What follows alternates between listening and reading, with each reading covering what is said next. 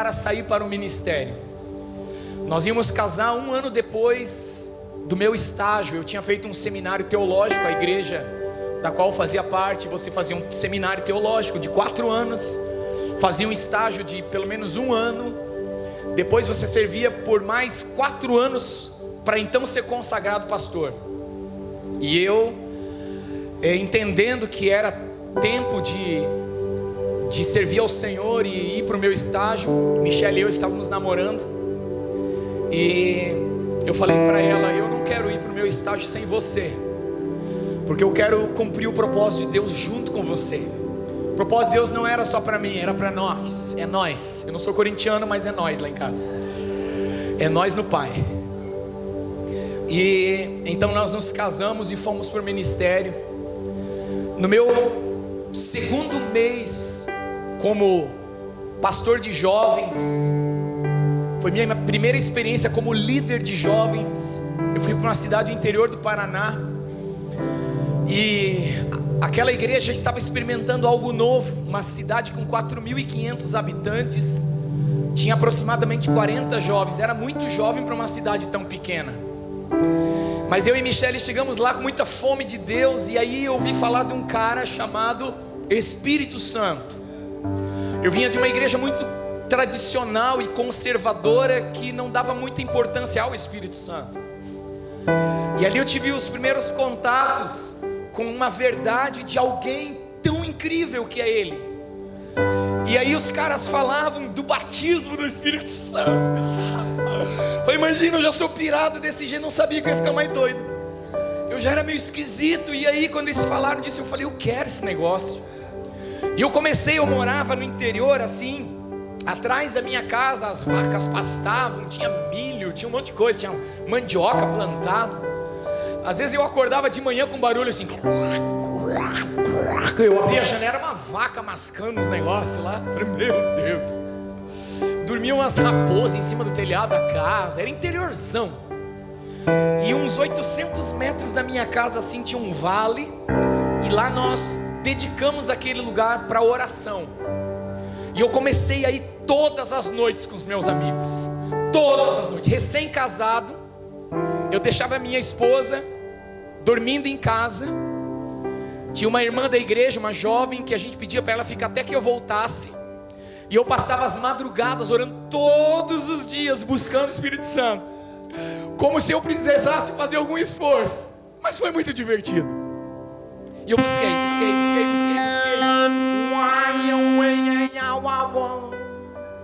É o anjo intrometendo na conversa. Não é, Fabrício? Ah, foi top, cara, eu gostei. Pelo menos acorda, gente. Não é? E aí eu tava lá, eu ia todas as noites buscando e sedento. E eu comecei a ter muitas experiências com Deus, com demônios, com anjo. Uma loucura. Só que eu não era batizado no Espírito Santo. Coisa não rolava, entendeu? O charamás não rolava. Né? Ó, haja luz e a luz agiu, né? Ficou melhor, né, gente? Passa um ar assim, né, pelo menos. É. E ali eu comecei uma busca por Deus, num nível que eu ainda não tinha experimentado. E eu lembro que eu fui no encontro com Deus, e eles falaram muito sobre o Espírito Santo, e eu falei: eu quero. Mas eu não entendia, eu era muito religioso. Sabe, Fabrício, você foi um cara que se afundou nas drogas e Jesus te resgatou lá das drogas. Mas eu era um religioso, e eu também precisava ser resgatado da religião. Eu nunca fumei, eu nunca bebi, eu nunca matei, eu nunca roubei, nunca usei drogas, nunca me tatuei, nunca fiz nada que a galera faz por aí. Mas eu era religioso, e eu precisava ser liberto daquilo que me prendia. E Jesus me alcançou, me encheu do seu Espírito da forma mais bizarra do mundo. Aí não bastasse as noites orando, eu comecei todas as manhãs. Pegava a minha Bíblia, minha bicicleta, descia lá para o bosque, passava um tempo orando. Às vezes eu saía arrepiado, parecia que os demônios tudo estavam lá e eu ia embora. Nossa, um troço muito sinistro. E um dia eu voltando e meio assim decepcionado, sabe, falando assim: caramba, tanto tempo que eu estou orando e nada de ser batizado no Espírito Santo. Aí eu comecei a ler aquele livro do Luciano Subirá, o Falar em Línguas, né, a linguagem sobrenatural de oração. Peguei minha bicicleta, saí do bosque e falei: quer saber do negócio? Eu vou querer nesse negócio, eu recebo esse batismo. E comecei a falar em línguas andando de bicicleta. Foi muito louco, parecia um louco. Só parecia. Depois eu descobri que eu era louco. E assim eu comecei meu ministério. E em 3 meses, 4 meses mais ou menos, aqueles 40 jovens já eram 120. Sabe por quê? Porque nós pintamos a igreja de preto? Não. Há 18 anos atrás eu seria expulso. Porque nós tínhamos luzes na igreja? Não. Nós também seríamos expulsos. Porque nós tínhamos uma estratégia especial? Não. Sabe por quê? Porque nós tínhamos fome, sede, desejo pela presença de Deus. Nós queríamos Jesus, nós queríamos o Espírito Santo. E aquilo foi tão forte que eu vi Jesus transformar jovens naqueles dias, ganharem seus amigos de outrora, quando eles tocavam nas bandas e fumavam todas as maconhas possíveis e fazendo tudo que é zoeira possível, os caras ganhando esses caras para Jesus. E esses caras, a gente não tinha bons músicos na igreja. Daqui a pouco eles começaram a vir, discipulamos eles. Daqui a pouco eles começaram a ministrar louvor. Muito louco, mano. Os caras cabeludão, barbudão, tipo aqui o Jesus aqui, ó. Tipo Jesus, mano. Mano, muito louco. E a igreja começou a passar por um avivamento. A igreja que não tinha 200 pessoas, foi para 400 pessoas, 500 quase. Falei: caraca, velho, 4.500 habitantes na cidade. Vinha ônibus de outras cidades só para ver, só para experimentar o que a gente estava vivendo. E a gente não tinha nada de especial, tinha nós mesmo. Era só nós, Fabrício. Não era nada mais. Mais inexperientes, só que tão famintos quanto hoje. E Deus fez coisas extraordinárias. E Michelle e eu entramos nessa loucura. Fomos os dois batizados no Espírito Santo e virou uma loucura na nossa vida. E aí Deus foi nos levando por vários caminhos para chegarmos em São Paulo, onde nós estamos agora em janeiro. Vai completar 13 anos que nós estamos em São Paulo. E a minha esposa, vou dar uma dica para as irmãs aí. Minha esposa fez uma oração que nunca se deve fazer: Senhor, eu vou para qualquer lugar, menos para São Paulo. Aí Deus olhou e falou: o quê? Foi a mesma oração que eu fiz quando eu e a Michelle, namorando, estávamos passeando numa cidade. E ela falou: amor, imagina a gente morando numa cidade como essa. Eu falei: nem morto. Deus falou: o quê? Morei 4 anos naquela cidade. Mercedes, no Paraná, quase na divisa com o Paraguai, lá no Cafundó do Judas, para frente um pouquinho de onde ele perdeu as botas. Cafundó é um pouquinho para frente. Eu falei: ó, sua oração foi pior que a minha. A gente já está 13 anos em São Paulo, eu só fiquei 4 anos em Mercedes, né? Estamos lá servindo na Verdade e Vida. Nessa cidade, São Paulo, Deus realizou um sonho do meu coração, o sonho de ser pai. E Ele me deu uma filha linda, especial, doida, da pega, louca, chamada Raquel. Uma dica: se você quer ter uma filha calma, não dê o nome de Raquel. Provavelmente ela vai se chapar geral. Uma irmã olhou e gostou do nome Raquel da nossa filha, né, tal, e deu o nome de Raquel. Ela falou: eu me arrependi. Se tivesse perguntado, eu tinha avisado que é ruim. É bom. A Raquel tem 10 anos agora.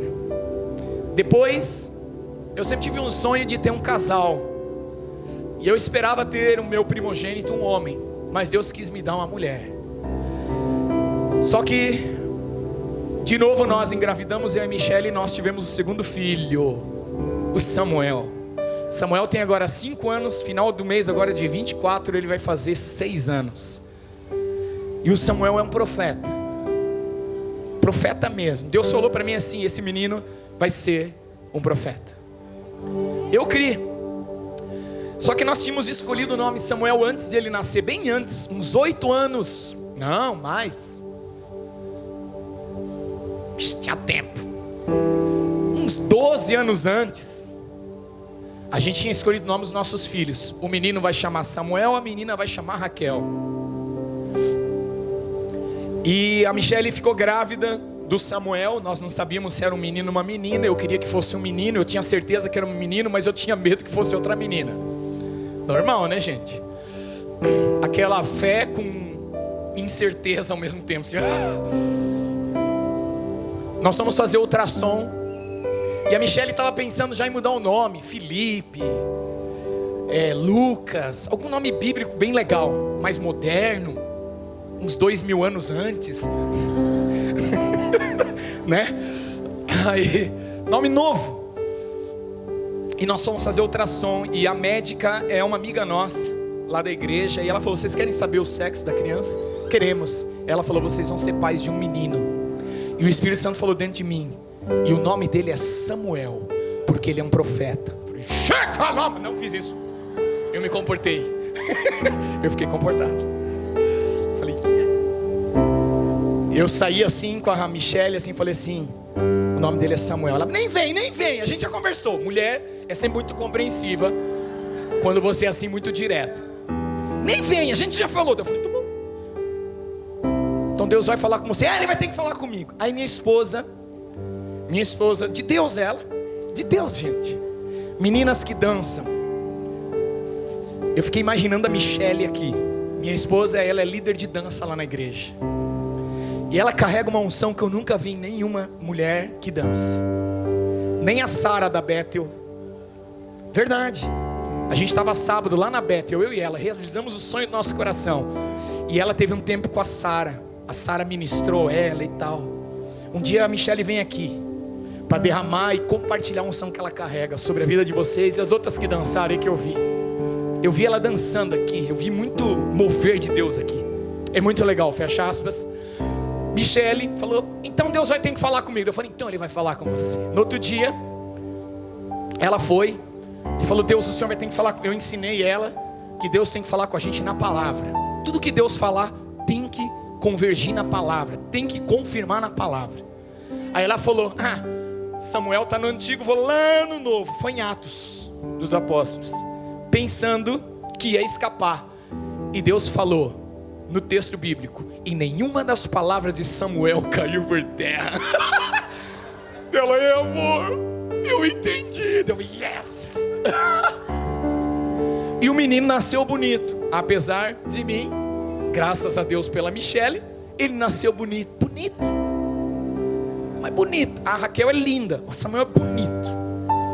Cabelo branquinho, amarelinho, assim, clarinho. Olho azul, pele clarinha. É bonito. Parece, ele de bebê parecia o bebezinho da Pampers. Sabe aquele da fotinha da Pampers fralda? Bonitinho. Johnson, bebê Johnson. Mesma coisa, aquele, bonitinho. E aí ele tinha em torno de uns 6, 7 meses.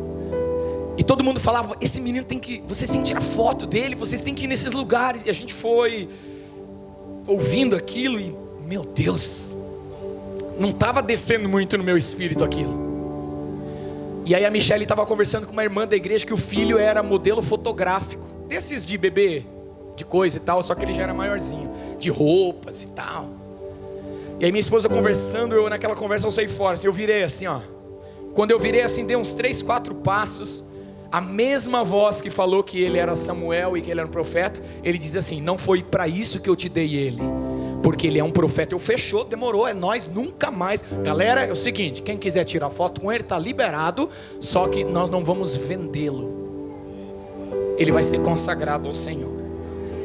Esse menino tem tido sonhos com Deus. Ele sonhou um dia que ele foi para o céu com Jesus. Eu falei: você sonhou? É. E eu fiquei com medo. Eu falei: por que você ficou com medo?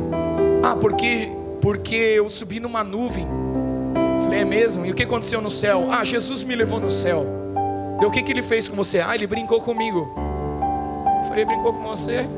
E o que mais ele fez? Ele me levou para conhecer uns lugares lá e tal. E depois ele me trouxe de volta, ele falou algumas coisas e me trouxe de volta. Eu pensando assim, eu tinha assistido aquele menino que foi pro céu, sabe? Que morreu. Falei, será que meu filho morreu? E depois ele olhou e falou, pai, tá vendo aquela nuvem? Ele foi naquela nuvem que eu vim. Eu falei, você é louco, me arrepiei de tudo. Anotei o sonho dele, os detalhes. Aqui eu contei meio zoado. Anotei e falei, cara, esse menino é um profeta. Um jovem da igreja recebeu uma palavra profética à tarde de um grande profeta que a gente conhece, Judá Bertelli. Alguém conhece Judá Bertelli? Alguns conhecem. Judá Bertelli deu uma palavra para aquele menino, que a unção que estava sobre o pai dele vinha sobre ele, que ele ia às nações, que ele ia pregar o evangelho, que Deus ia usar ele, uns lances muito loucos. À noite, meu filho não estava na igreja, à noite meu filho foi na igreja. E aí terminou o culto, meu filho tinha uma bolachinha assim, ele pegou e foi lá no Rafael, que esse menino chegou, Rafa, toma uma bolacha para você lembrar de mim. Lá no São Paulo é bolacha, não é biscoito, tá? Biscoito é no Rio de Janeiro, bolacha em São Paulo. Deu uma bolacha pro menino e falou, para você não esquecer de mim. Ele falou, que isso, cara, nunca vou esquecer de você. Não, isso aqui é para você lembrar de mim quando você viajar às nações e pregar o evangelho. Fez. Vou ficar longe dele, mano. Só para você entender. E eu entendi. Eu tenho algumas experiências com a Raquel também, que Deus me mostrou algumas coisas dela. Deus falou para mim assim, a Raquel é uma menina que vai entrar onde ninguém consegue entrar. Ela vai acessar lugares que ninguém consegue acessar. Eu vi hoje que tem um jovem aqui nessa igreja, muito louco, que acessa lugares, abre portas que ninguém consegue entrar, e ele entra. Até gente que tem carteirinha para entrar em alguns lugares não entra, ele entra. Alguém me falou hoje, quem me falou? Ali, você me falou. Daniel? Esse Daniel. Isso é uma unção, gente. É uma habilitação. Essa unção Deus dá para transitar em lugares de adoração, que não é todo mundo que tem, mas Ele te deu. E tem que aprender a transitar nesses lugares. São unções específicas. E eu comecei a orar profeticamente pelos meus filhos, sempre no destino profético deles. Deus, o Senhor disse que a Raquel vai entrar onde ninguém entra. Ela vai abrir portas onde portas não estão abertas. Ela vai acessar lugares que ninguém consegue acessar, por causa de um propósito. Samuel é um profeta, e ele vai liberar o céu sobre essa terra, eu creio. E eles não vão precisar crescer. Cara, a Raquel chega aqui.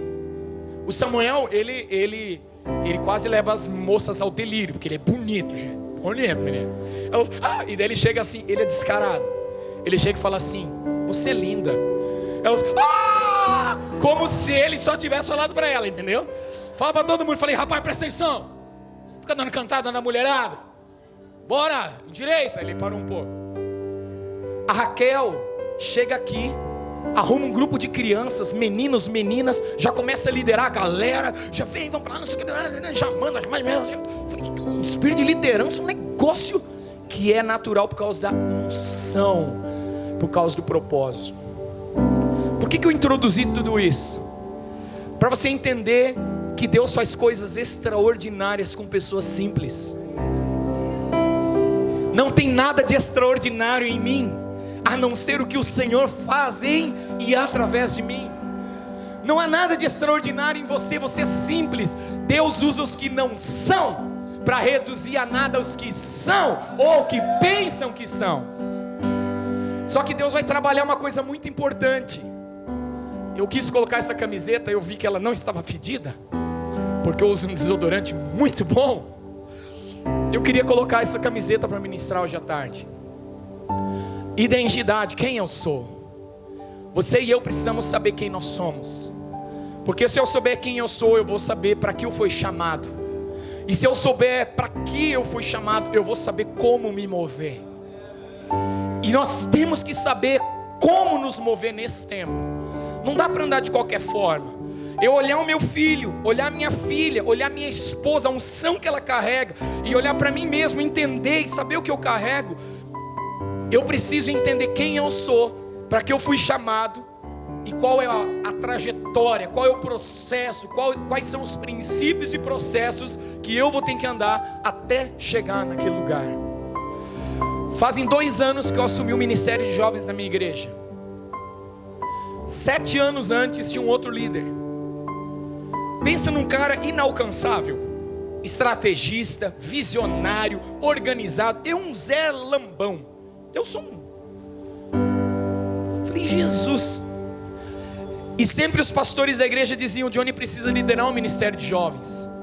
E eu tinha uma impressão que eu deveria fazer parte desse negócio. Mas meu pastor dizia: não, por 7 anos. Por 7 anos eu me mantive na minha posição. Por 7 anos eu tive que lidar com minhas decepções, com o meu ego, né? Por 7 anos, até que Deus liberou para eu entrar nesse tempo. E quando Deus me liberou para esse tempo, Ele me habilitou para esse tempo. E hoje nós estamos vivendo algo extraordinário, e na medida que nós andamos, está rompendo, e Deus não permitiu que eu segurasse isso só na minha igreja local. Por isso eu estou hoje aqui. Hoje eu quero destravar alguns de vocês aqui, com uma palavra que Deus faz arder no meu coração e queimar. Destravar alguns de vocês, para que vocês possam voar. Você quer ir mais profundo para ir mais alto, gente? Eu estava um dia nos Estados Unidos com um amigo meu. Ele é um profeta, o nome dele é Adson, um dos maiores adoradores que essa terra já conheceu. Esse cara, ele não é conhecido. E nós estávamos na casa de um profeta, amigo nosso, Vitor Ornelas, cara top das galáxias. E ele falou: Deus me mostrou, Adson, você é um cara de profundidade, um cara que vai a lugares profundos em Deus, vai das profundezas em Deus trazer tesouros. Só que ele me via como alguém de lugares altos. Chama um cara de lugares altos para falar de lugares profundos. Sinistro, né? De lugares altos. E eu sou um cara que subo muito rápido. Eu gosto de lugares altos. Eu gosto de aventura nas alturas. Eu sou sinistro nas alturas. Eu gosto. Eu sufoco meio no lugar profundo. Eu não gosto muito de ir para as cavernas não, viu, Fabrício? Eu gosto de ir para as montanhas. Eu estava agora na Califórnia com a Michelle, e nós realizamos um desejo no nosso coração. Subimos uma montanha para ver toda a cidade. Fizemos uma caminhada na montanha. Vimos o pôr do sol. Tirei 1 milhão de fotos do pôr do sol. Fica tudo igual, mas eu tirei um monte de foto. Se você for escolher, você não sabe, tá tudo igualzinho assim. Você, pôr do sol, floresta, aquelas coisas, mar na frente, a ponte Golden Gate lá na frente, muito sinistro. Que loja, que fazer compra, mano. Vamos andar na floresta, vamos chapar o coco, vamos ficar louco. Muito legal. Eu gosto de lugares altos, minha esposa também. E a gente precisa saber transitar em lugares altos e em lugares baixos. Na verdade, a gente precisa conhecer a nossa identidade para transitar em qualquer lugar. E eu quero aplicar essa introdução que eu fiz, me apresentando e tal, numa palavra que tem realmente queimado meu coração. E eu queria que se abrisse depois do texto que foi lido hoje de manhã. Qual foi o texto que foi lido hoje de manhã? Ezequiel 47. Aí depois do 47 vem o 48, depois vem um outro livro. Livro de Daniel. No primeiro capítulo, eu queria que se abrisse lá, nós vamos ler a palavra do Senhor.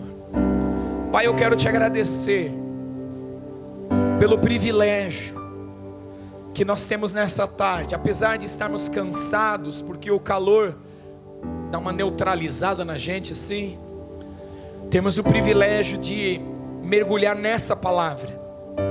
Uma palavra que me libertou, que libertou muitos líderes de jovens, e que libertou muitos jovens nessa jornada chamada vida com Deus.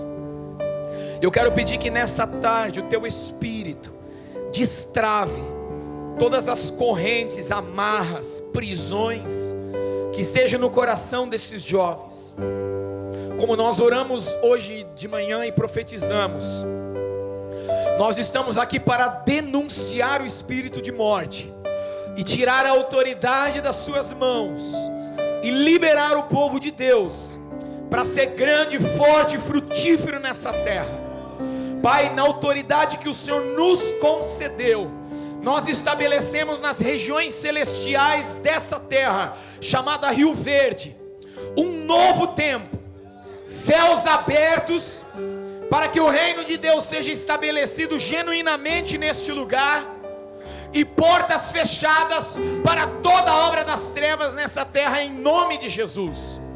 Eu repreendo, eu expulso todo espírito que estava escravizando as mentes e corações, para fazerem filhos de Deus apostatarem da fé, pensarem ou atentarem contra a própria vida, pensarem ou até praticarem obras que não agradam o teu coração. Eu quebro o poder dessa influência agora, em nome de Jesus, e declaro teus filhos e filhas livres para viver abundantemente na tua presença. É o que eu oro em nome de Jesus. Você recebe aí? Amém. Daniel capítulo 1, versículo 1 diz assim: No ano terceiro do reinado de Jeoaquim, rei de Judá, Nabucodonosor, rei da Babilônia, veio a Jerusalém e a sitiou. O Senhor entregou nas mãos de Jeoaquim, rei de Judá,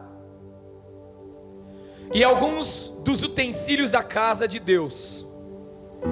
Nabucodonosor levou esses utensílios para a terra de Sinar, para o templo do seu Deus, e os pôs na casa do tesouro do seu Deus. Deixa eu falar algo para você aqui, antes de continuarmos a leitura. O povo de Israel foi o povo que Deus escolheu em aliança, para estabelecer a vontade dele para toda a terra. Sempre que Deus vai trabalhar, Ele vai trabalhar com uma família, com um indivíduo, com uma família, com uma nação, para poder alcançar toda a terra. Deus começou com Adão, deu a ele Eva, estabeleceu família. Depois Deus, para resgatar algumas coisas, foi fazendo algumas alianças individuais, mas principalmente familiares. Uma bem especial que você conhece é a de Noé. Quem conhece? Não é aquele filme ridículo lá não, é a história da Bíblia, tá? Que lá tá tudo fora, aquelas árvores correndo, mano, sinistro. Aqueles gigantes, né? Nada a ver. Deus fez uma aliança com Noé, para reestabelecer um novo tempo, uma nova aliança, um novo tempo. E assim Deus foi construindo. Levantou Abraão, com a sua família, Ele estabelece então a nação. E agora Ele amplia, e com a nação de Israel, Ele caminha até Jesus, para em Jesus restaurar todas as coisas e nos incluir nessa aliança. Então você e eu fomos incluídos na aliança de Abraão com Deus, através de Jesus. E isso é maravilhoso demais. Só que sempre que o povo de Israel se desviava do Senhor, aí responde a sua pergunta, vinha a provação da parte de Deus.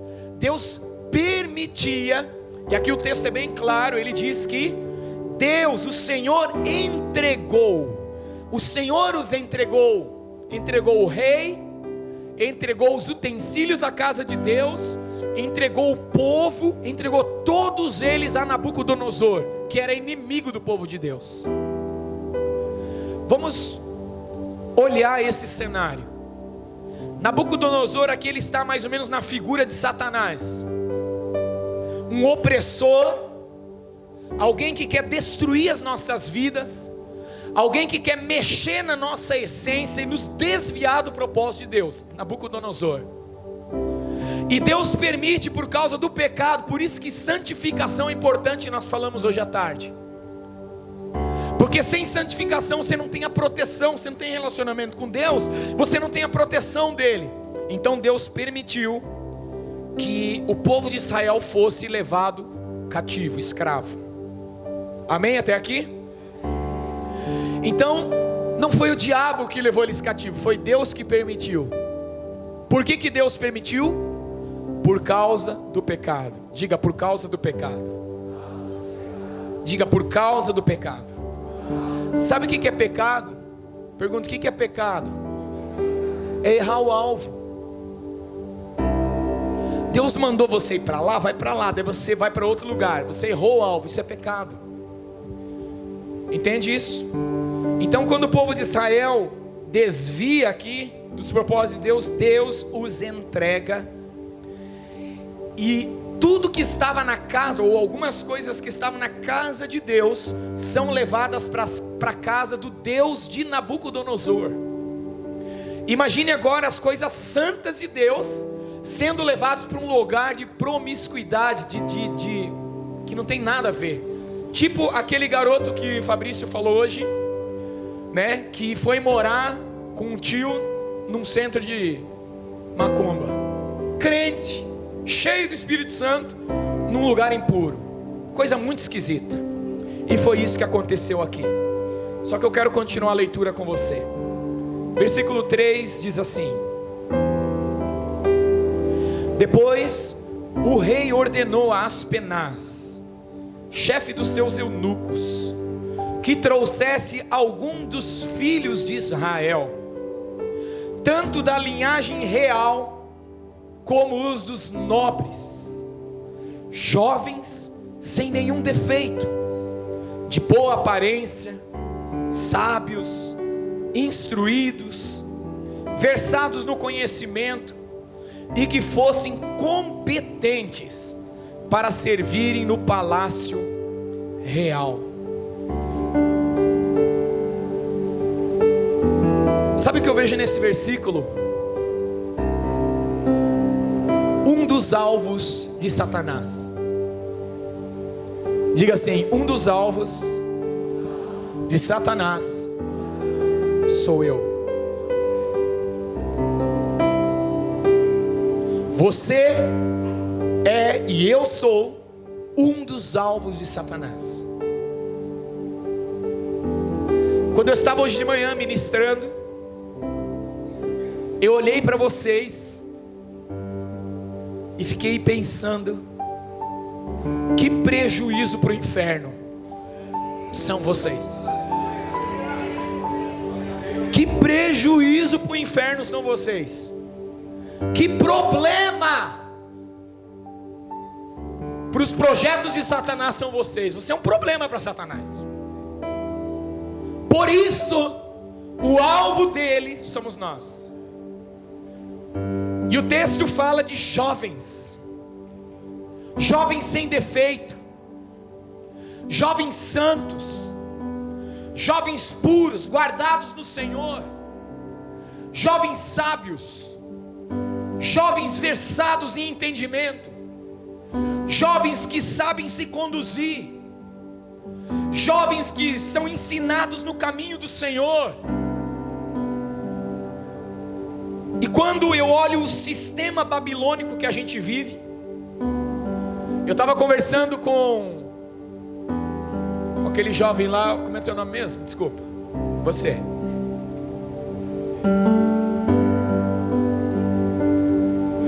Luiz Felipe. Ele falou: cara, eu tenho pouco tempo, cara, eu acordo cedo para trabalhar, chego 11 horas da noite da escola, loucura. É você? É? Não. David, Billy Graham Street, Clark Kent. Não tira o óculos para não me queimar com seu raio. É um sistema babilônico para oprimir a gente, tirando o nosso tempo. Sabe, a gente rala pra caramba. Imagina São Paulo, que doideira que é lá. A galera não tem mais tempo. Tem pais que saem de manhã para trabalhar, o filho está dormindo. Quando ele volta, o filho já está dormindo. Não se toma café, não se almoça, não se janta junto, não se tem tempo de comunhão, não tem tempo de mesa, não tem nada, porque é um sistema para tirar a gente do foco. E aqui o texto fala que o alvo de Nabucodonosor eram esses jovens. Aí no final desse versículo 4 diz assim: e que Aspenaz lhe ensinasse a cultura e a língua dos caldeus. Cara, presta atenção nisso.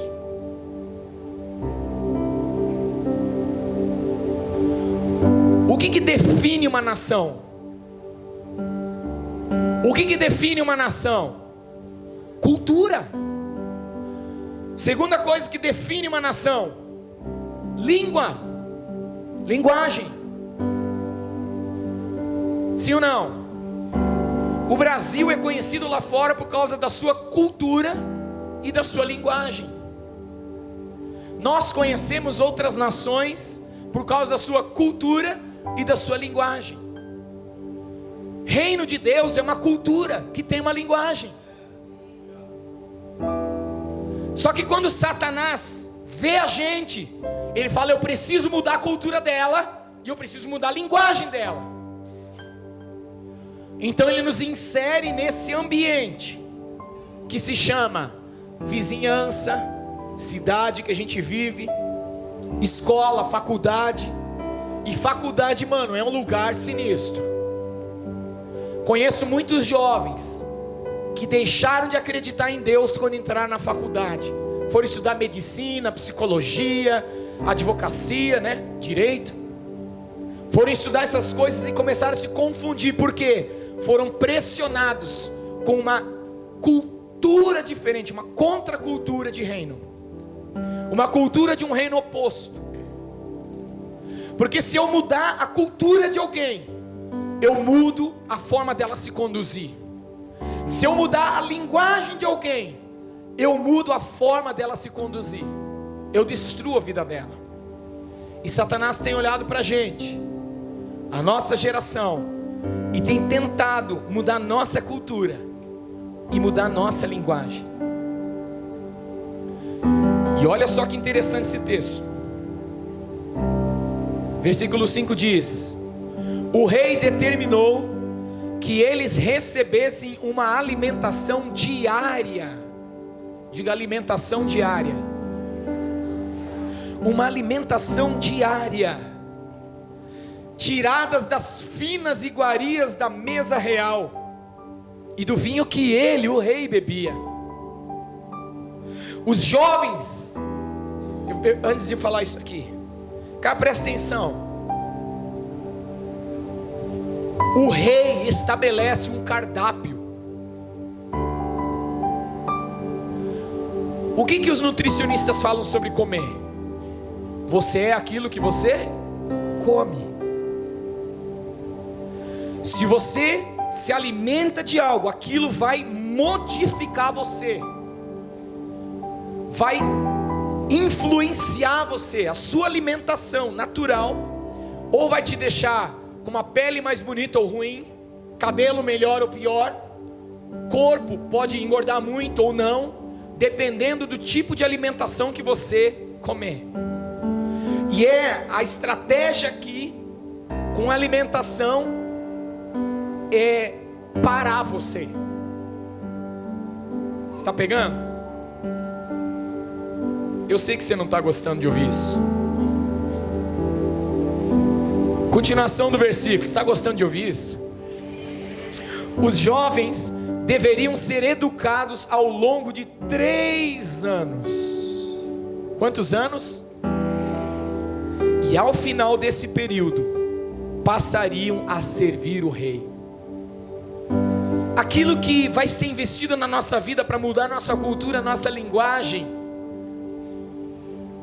não é uma investida, são ciclos da nossa vida. Quantos aqui tem menos de 15 anos? Tem alguns. Vocês estão em um ciclo. Quem tem de 15 a 18 anos? Você está em outro ciclo. Quem tem de 19 a 21? Você está em outro ciclo. Cada 3... aqui, desculpa, Marcondes. Quem está de 22 a 25 aqui? Eu. Sim. Pronto, parou. Quem podia levantar a sua mão levantou. Nós estamos em outro ciclo. Aleluia. É porque se você contar do contrário, minha idade, eu tenho 24 anos. Então eu estou na escala dos 20, né, até 25. É um outro ciclo. Período de tempo. Períodos que a gente é colocado. Fase escolar. Primeira fase, segunda fase, terceira fase, quarta fase de escola. São períodos, são ciclos de 3 ou 4 anos. Sempre ciclos. Você vai passando de fase. E é onde cultura, língua, costumes são inseridos em nós. Então o que vai acontecer muitas vezes na nossa vida, ataques, situações, não é do dia para a noite, é por um período mais longo. Pegou essa ideia espiritual? Deixa eu continuar agora. Versículo 6: entre eles se achavam Daniel, Ananias, Misael e Azarias, que eram da tribo de Judá. Quem aqui é da tribo de Judá? Quem tem o leão da tribo de Judá aqui? Esses 4 meninos, eu não sei que idade que eles tinham aqui exatamente. Se eles tinham 8, 10, 12, 14 anos, eles eram meninos. E esses meninos aqui, eles eram do povo de Deus. Esses meninos, eles tinham uma cultura de reino. Esses meninos tinham uma linguagem de reino. Esses meninos, eles tinham a vida do reino. Só que eles chegaram num momento da vida deles em que eles foram inseridos em um outro ambiente. Eles foram arrancados de um lugar seguro e levados para um lugar inóspito, um lugar que eles não conheciam. Eles foram arrancados de uma cultura de servir e amar a Deus e levados a uma cultura que odiava a Deus. E agora começa o desafio.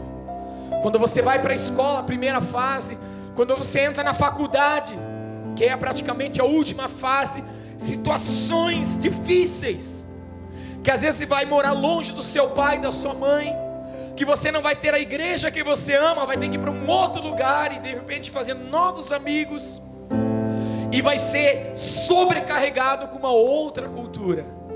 Esses meninos, foi isso que aconteceu com eles. Só que esses meninos tinham uma identidade resolvida, eles sabiam quem eles eram. E o segredo não é o ambiente, o segredo é você. Quem transforma o ambiente sou eu. Quem tem que chegar, você chega num lugar, não sei como é que é teu discernimento espiritual. Você chega num lugar, você percebe se o lugar está de boa ou está ruim? Alguém percebe? Mais ou menos assim? Eu sempre penso assim, quando eu entro assim, dá aquela arrepiada assim, troço doido aqui. Eu sempre fico imaginando o que o diabo sente quando eu chego. Se eu arrepiei quando eu percebi que ele está lá, imagina ele. Deve ficar endemoniado de raiva, né? Esse crente aqui, ódio, né? Eu imagino isso. Esses 4 meninos aqui, que estão agora na Babilônia, o chefe dos eunucos lhe deu outros nomes. Cara, olha aqui. Primeira coisa que acontece, já está determinado pelo rei o que precisa ser feito, mas primeira coisa que acontece, eles vão querer tocar na sua identidade. Esse texto diz que o chefe dos eunucos lhe deu outros nomes, a saber, Daniel, o de Beltesazar. Daniel é nome de jovem, Beltesazar é nome de velho. É ou não é? Ananias, o nome de Sadraque, Misael de Mesaque e Azarias de Abdenego. Mudaram os nomes deles. Começaram a falar: não, você não é menino, você é menina. Você não é menina, você é menino. Começaram a confundir a cabeça. Que isso, cara, ser crente é careta. Mudar o nome. Que isso, cristão, que isso. Começaram a atacar.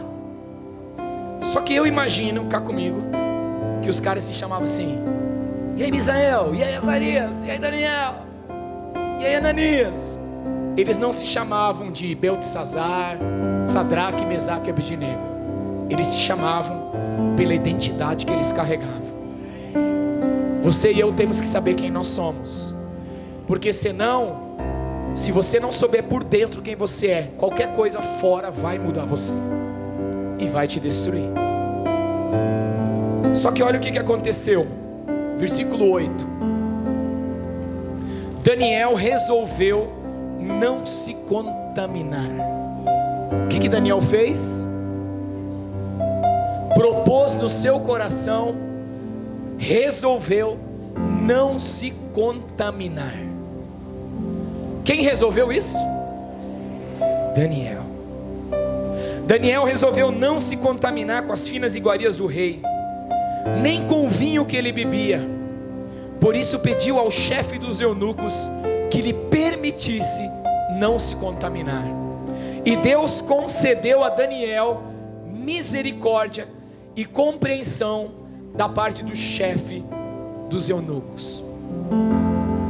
Ouça-me, se você se posicionar, se eu me posicionar, nós vamos achar graça diante dos ímpios.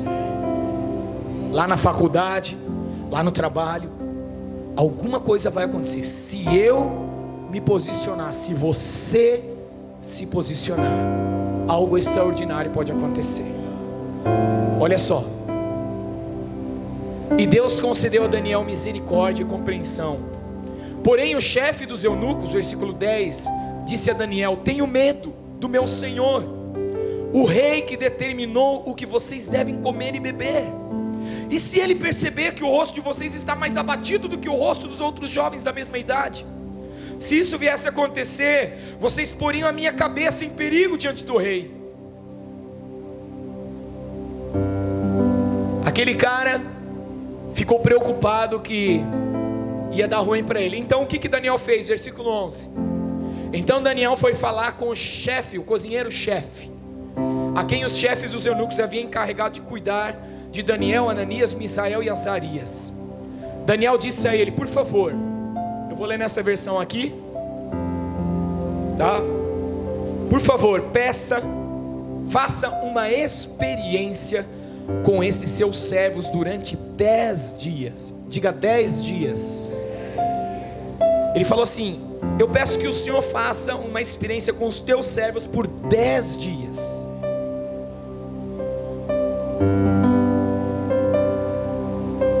Dê-nos legumes para comer e água para beber. 10 dias.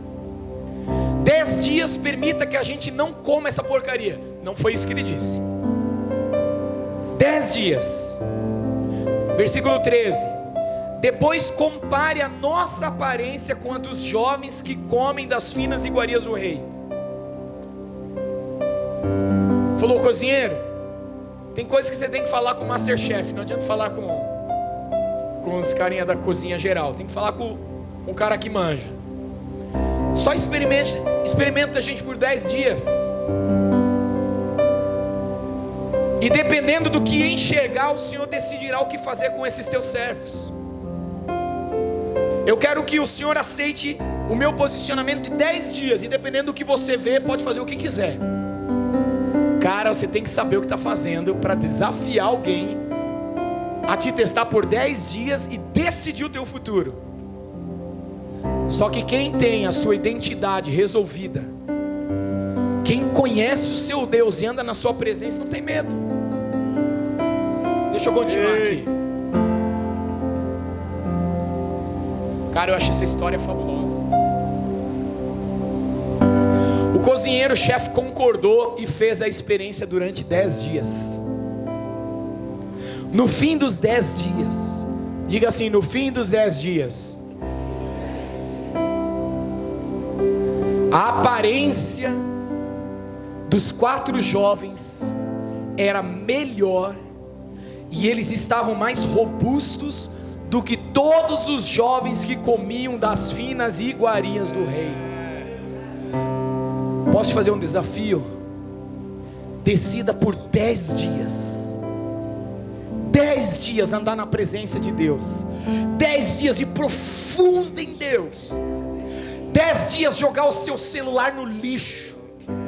10 dias sair da internet. 10 dias desligar o Netflix. 10 dias entrar em Deus. E você vai parecer muito mais robusto, muito mais forte, muito mais bonito do que todos da sua geração. Só 10 dias. Imagine depois de 3 anos. Imagine se a tua decisão de 10 dias colocar em você um gosto de que eu posso viver isso um ciclo inteiro. O que vai acontecer no final? Só quem sabe quem é vai fazer isso. Só que olha o resultado, irmão. A sua vida, a sua compreensão de quem você é, a sua vida em Deus e de santidade não vai tocar só a tua vida. Quer ver o que aconteceu? Aqui é uma viagem minha. Versículo 16 diz: com isso, o cozinheiro-chefe tirou deles as finas iguarias e o vinho que deviam beber, e lhes dava legumes. Quando eu olhei esse texto, eu pensei, cara, eles não comiam e nem bebiam. Por que ele tirou? De quem ele tirou o vinho e a comida, as finas iguarias do rei? E eu fiquei pensando aqui o seguinte: se eu decidir mudar o meu cardápio, a minha decisão vai mudar o cardápio da minha geração.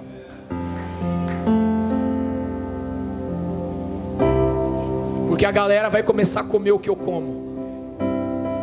Porque eles vão ver que eu estou melhor, que eu estou mais saudável. Se você e eu decidirmos andar reto com Deus, Deus vai mudar o cardápio da nossa geração. Quer ver só? Versículo 17: ora, a esses quatro jovens Deus deu o conhecimento e a inteligência em toda a cultura e sabedoria, mas a Daniel deu inteligência para interpretar todo tipo de visões e sonhos. Ao final do tempo determinado pelo rei, para que os jovens fossem levados à sua presença, o chefe dos eunucos levou à presença de Nabucodonosor. Quanto tempo depois? 3 anos depois. Agora já passou 3 anos, não 10 dias, 3 anos se posicionando.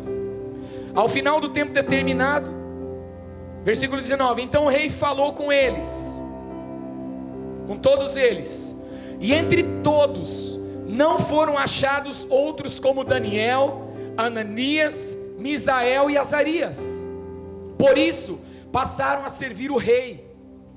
Em toda a matéria de sabedoria e de inteligência sobre o que o rei lhes fez perguntas, os achou 10 vezes mais sábios do que todos os magos e encantadores que haviam em todo o seu reino.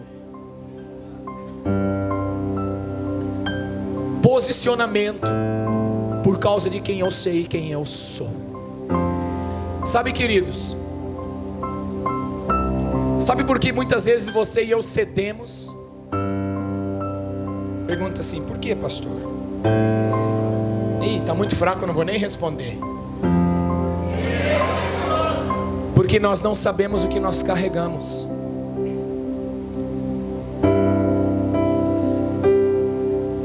Paulo falou que nos últimos tempos viria muita gente falando muita coisa, e muita gente ia querer ouvir só o que queria ouvir, e ouvir só o que queria ouvir. Mas existe uma sã doutrina, uma palavra que fala quem eu sou e quem você é. Se você souber quem você é e quem eu sou, muda tudo. Eu tenho que saber o que eu carrego, porque se eu souber o que eu carrego, eu mudo o ambiente. A faculdade não vai mais ser a mesma, minha família não vai mais ser a mesma, lá na escola não vai ser a mesma coisa, meu trabalho não vai ser igual, porque eu sei o que eu carrego. Sabe qual é o nosso problema às vezes? É que a gente esquece o que a gente carrega. A gente sofre às vezes opressões externas que tiram de nós a verdade daquilo que a gente carrega, e a gente não pode deixar isso acontecer. Sabe que essa jornada de 3 anos levou Daniel, Ananias, Misael e Azarias a lugares incríveis com Deus. Só que eles entraram em outros ciclos, e em outros ciclos eles tiveram que lidar com situações também bem complicadas. E no capítulo 3 é estabelecida uma lei, que quando os caras tocassem uma música, todo mundo teria que se ajoelhar diante do rei, se prostrar e adorar. Agora imagina, Ananias, Misael e Azarias no meio da galera, já tinham se passado os 3 anos, eles foram encontrados 10 vezes mais sábios que todo mundo, só que eles estão diante de uma prova da fé. Todo mundo vai ter que se ajoelhar. Mas como dizia a mãe de Fabrício, você não é todo mundo. Esses meninos tocou aquela música, todo mundo se prostrou e eles ficaram em pé. Imagine o rei, os 4 melhores homens que ele tinha. Um deles devia estar em serviço em algum lugar, porque ele não estava lá. Não menciona Daniel, então Daniel não estava no cenário, porque tenho certeza que ele não se prostrou.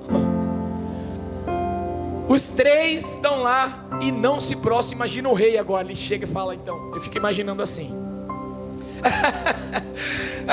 Então pessoal, acho que vocês não entenderam a ordem, né? A ordem é que se a música tocar, vocês têm que se prostrar, porque essa é a ordem, todo mundo tem que fazer isso.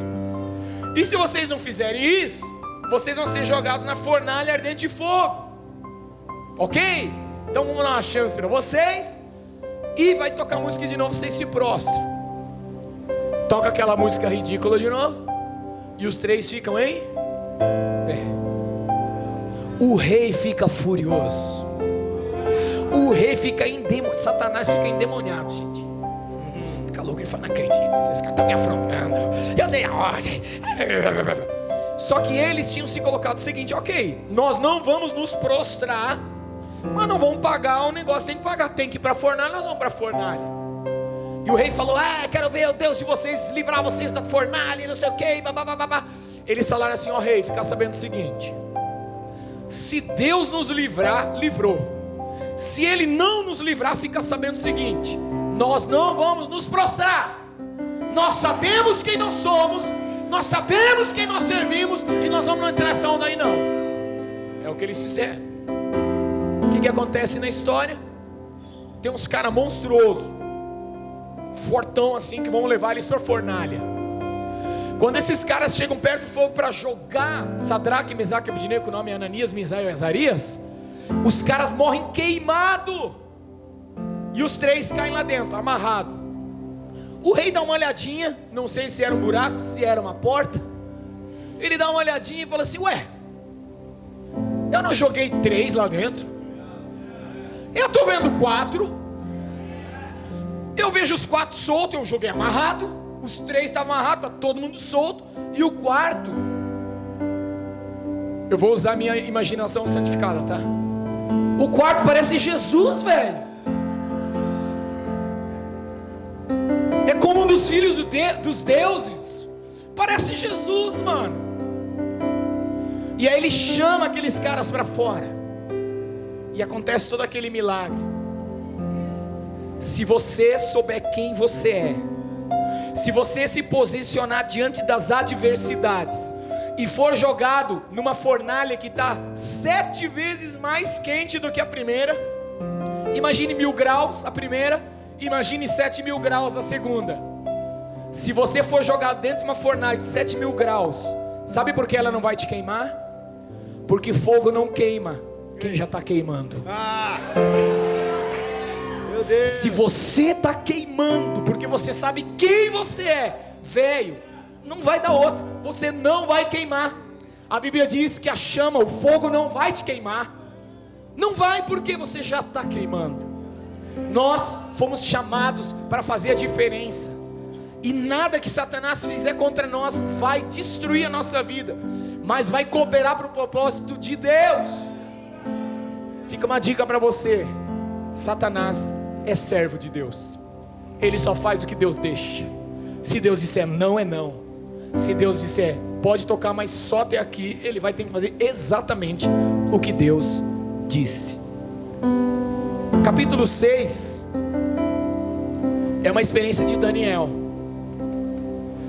É dado um outro decreto, que durante um período de tempo ninguém podia orar a nenhum Deus, a não ser para o Deus lá estabelecido.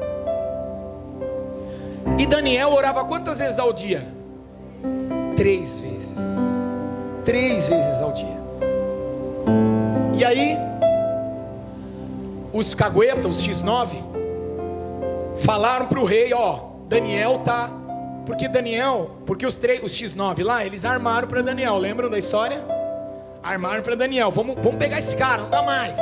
Ele está tirando aí nossas promoções. Ele não consegue promover, ele sempre é o melhor, 10 vezes melhor, sempre 10 vezes melhor. Vamos quebrar as pernas dele. E armaram o esquema, e o rei assinou o decreto. Só que quando eles chegaram, o Daniel está fazendo, eu penso que o rei fez assim: esqueci do Daniel. Assinei o bagulho lá, esqueci do Daniel. E ele fala: beleza, agora Daniel tem que ser jogado na cova dos leões. E o rei falou: meu Deus, ele tentou de todas as formas livrar Daniel, mas não rolou. Ele teve que jogar Daniel na cova dos leões. E jogou lá o Daniel na cova dos leões. Eu estava aqui em Goiânia no mês passado, mais ou menos. Agora é outubro? Setembro, então. Setembro. Estava num retiro de jovens que nem esse. E eu conheci uma pastora que mora no Mato Grosso. E lá no Mato Grosso ela mora numa casa, numa fazenda. E atrás tem tipo um morro assim, uma mata fechada. E era umas 11 horas da manhã. Ela disse assim: amor, pro marido dela, eu vou ali orar, vou ter um tempo com Deus, e daqui a pouco eu volto. Ele falou assim: mas agora, 11 horas da manhã? Eu acho que todo marido pensa: 11 horas da manhã, se a minha esposa sair, não vai ter almoço, né?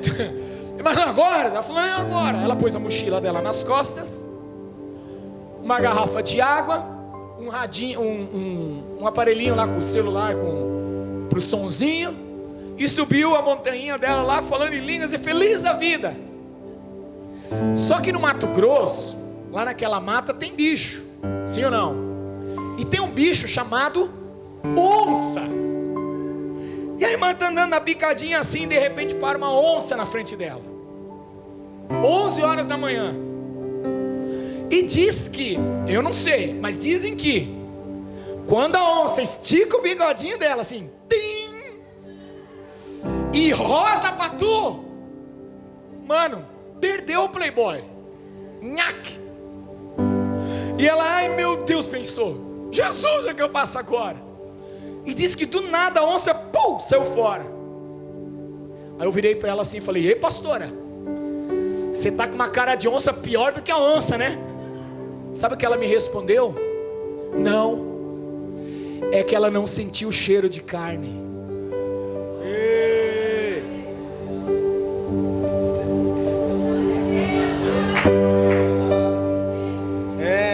Sabe por que os leões não comeram Daniel? Porque não sentiram o cheiro de carne. Meu Deus!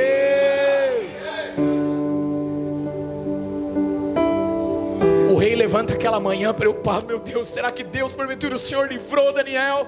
Ele chega a Daniel: por acaso Deus te livrou? Livrou sim, rei, estou aqui na juba do leão, dando glória. Tiram Daniel, e aqueles malucos, os caguetas, os X9, são jogados. Os caras nem batem no chão, o leão já. Por quê? Porque eles tinham cheiro de carne. Eu creio que algo tem que virar em nós nessa tarde. Você e eu temos que saber quem nós somos e o que nós carregamos, para nós não negociarmos quando vier a pressão. Virá pressão. De que lado você está? Virá a pressão para que você saiba quem você é, para que você se posicione diante dessa geração. Deus está chamando você e está chamando a mim, para nós nos posicionarmos, porque nós somos, ouça o que eu estou falando para você, nós somos a resposta para essa geração. A resposta não está no governo, não está na sociedade por aí não, está aqui ó. O que Rio Verde precisa não está lá na Bethel. O que Rio Verde precisa não está lá na Gateway. O que Rio Verde não está lá no IHOP. O que Rio Verde precisa não está lá no Dunamis em São Paulo, na Hillsong em São Paulo. O que Rio Verde precisa estar aqui, ó. O que essa cidade precisa estar aqui dentro. Está lá fora, tem uma galera lá fora. E aí você olha, às vezes, e vê aumentando o nível de suicídio, sim ou não? O nível de violência, o nível de jovens que estão mudando o seu sexo, entrando em drogas, em sexo ilícito. Está aumentando ou não está? Você percebe? Sabe o que é isso, querido? É a ardente expectativa da criatura aguardando a manifestação dos filhos de Deus. Eles estão esperando a gente. Eles estão clamando, eles estão com fome, eles querem algo. E a igreja não está dando para eles o que eles precisam. Porque a gente está ainda pensando em será que não, será que não? É sim, você é filho de Deus. Você foi chamado das trevas para a sua maravilhosa luz. Você que não era povo, agora é povo de Deus. Nação, sacerdócio real, nação santa. Você e eu somos esses caras que a gente chega num ambiente e muda, que a gente põe ordem no lugar, estabelece as prioridades, revela quem manda, e quem manda é Jesus. É o nosso tempo, jovens. É o seu e meu tempo. Não é o tempo de questionar. Ai meu Deus, eu estou com vontade de morrer. Manda o espírito de morte embora. Expulsa ele. Eu fui para São Francisco com minha esposa para uma missão. E aí nós tivemos uns dias de folga.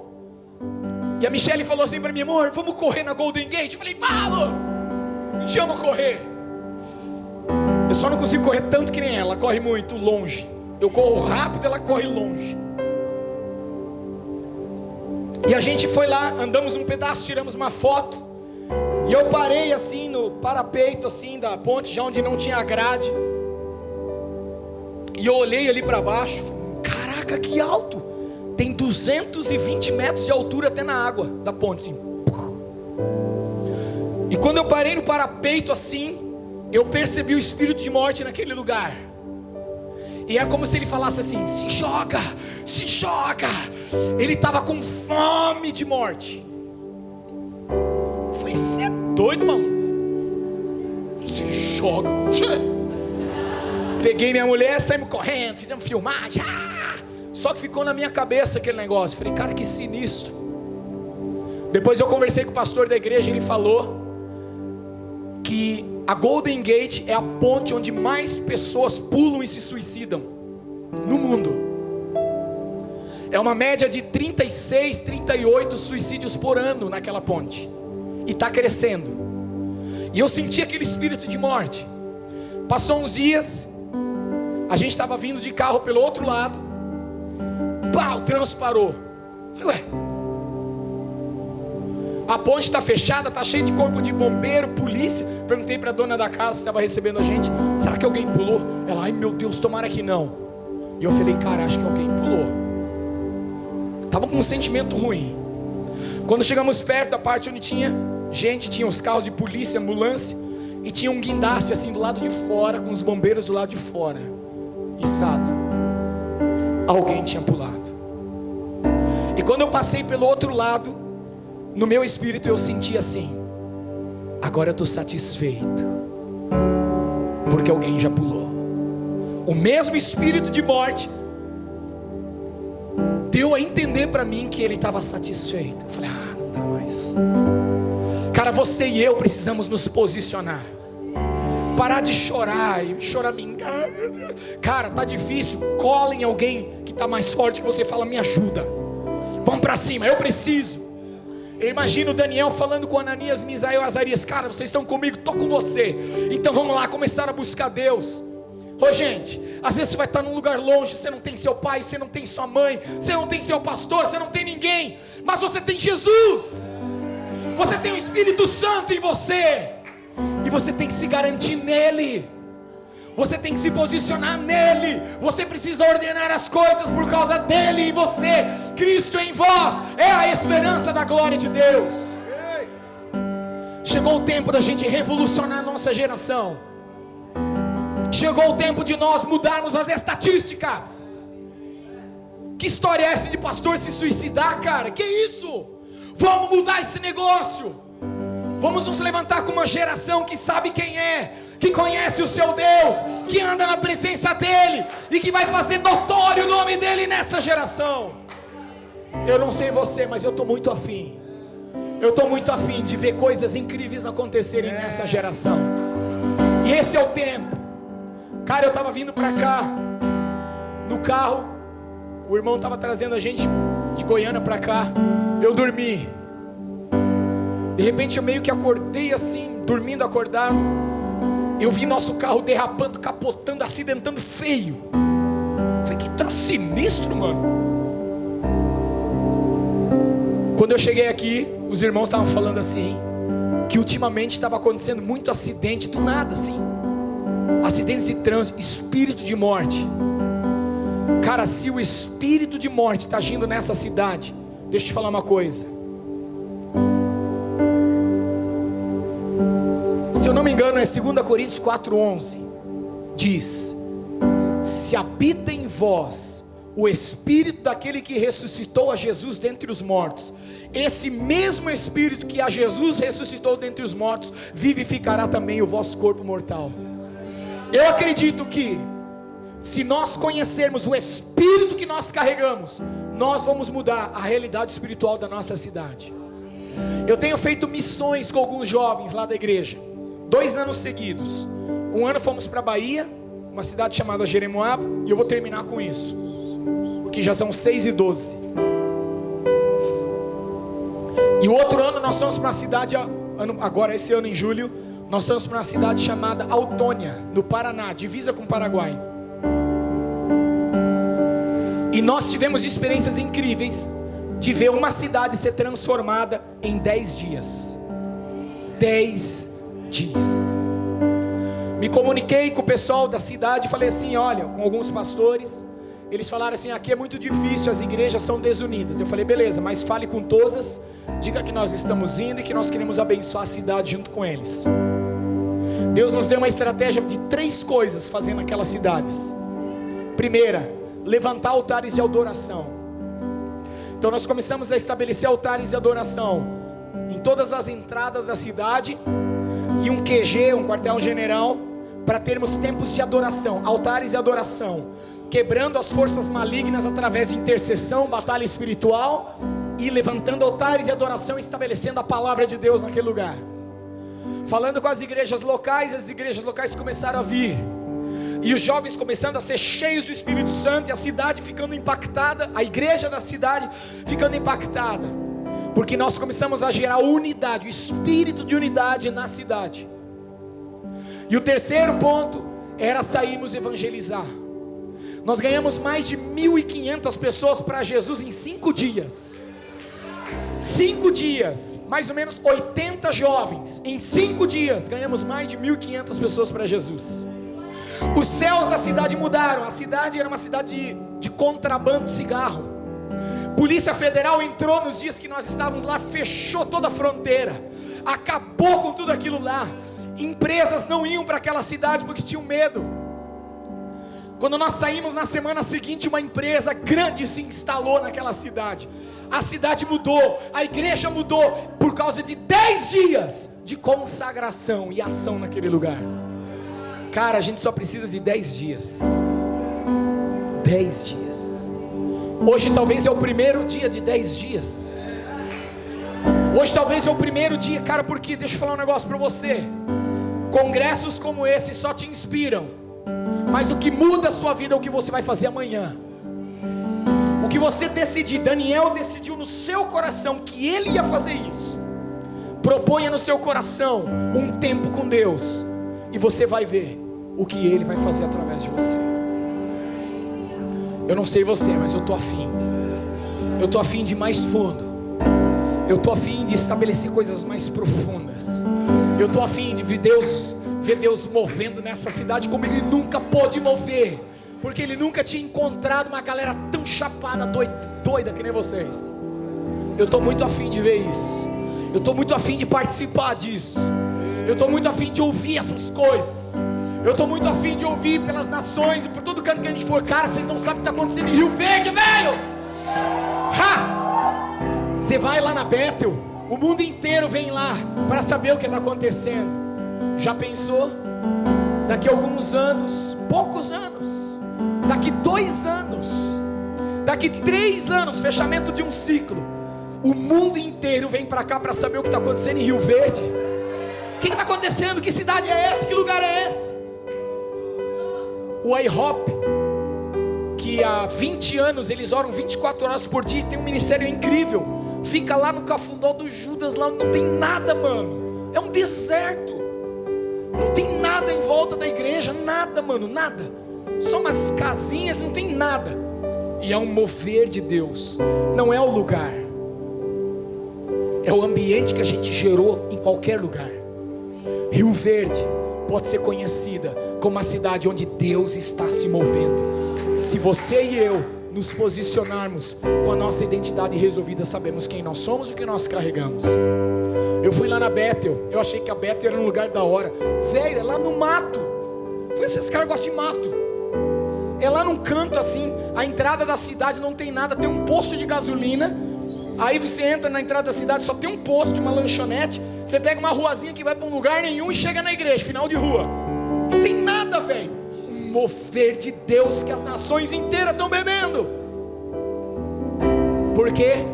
Porque jovens como vocês um dia se posicionaram e falaram: eu vou ser a resposta para minha geração, eu vou me posicionar. Eu estou aqui com essa mensagem chata, dizendo para você o seguinte: levanta do seu lugar, cara. Sai desse lugar que está parando você. Se posiciona em Deus. Vamos para cima, é a nossa hora. Essa é a nossa hora. E se você quiser, eu estou afim, eu vou. E se você quiser, essa é a hora da gente se posicionar através de um ato profético, através de um posicionamento, e dizer: Deus, eis aqui a minha vida, eis-me aqui, envia-me a mim, usa a minha vida, Jesus. Eu sei que o Senhor preferiu escolher aqueles que não são. O Senhor preferiu usar os simples. O Senhor preferiu usar os indoutos e fazer deles homens incríveis. Mas o Senhor também usou pessoas sábias, mas que tinham um coração simples. Eu quero fazer parte desse tempo. Na medida que você achar necessário, eu queria que você saísse do seu lugar.